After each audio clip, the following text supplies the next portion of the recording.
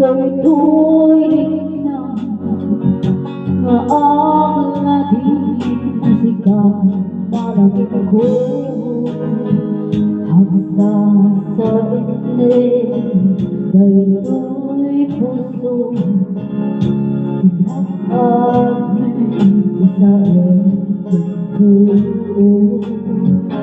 giờ mà em đời tôi liêu cô nghe quan đã sẽ điều cô hỏi tôi nhiều bay sakit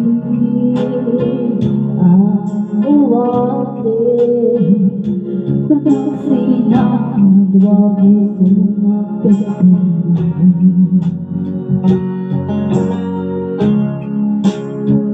Urayawan ka, to'y sinong ko Diyan tukang din na ipatin Tayak mo, da'y natunggo Ang anong mata To'y ngayak, sikat na't nakarinaan Di ko tumulong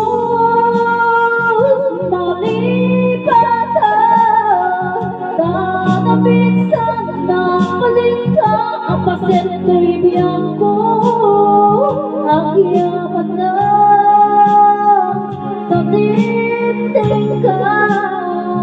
Hanang paranyang nalite malong ko Yang ko ay ayatin ko na Mulay awan katuloy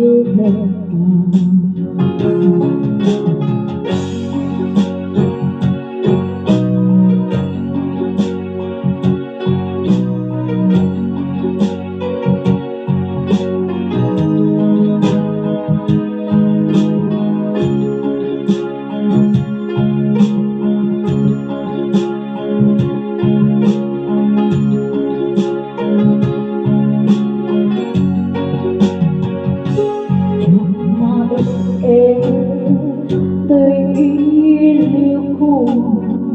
nghe pada setiapku ngày tôi mumpai nasakit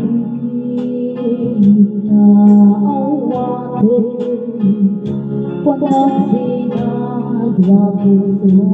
ng